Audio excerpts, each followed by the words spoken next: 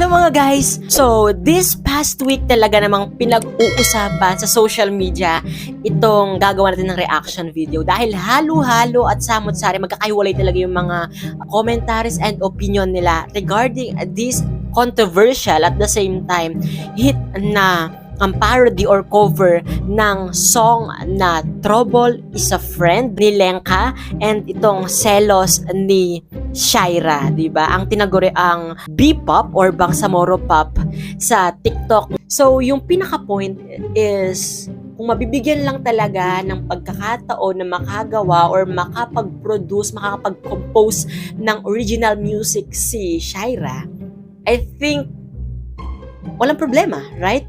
And sa original naman na Trouble is a Friend ni Lenka, nakakahiya at the same time nakakalungkot din na makakita ng mga comments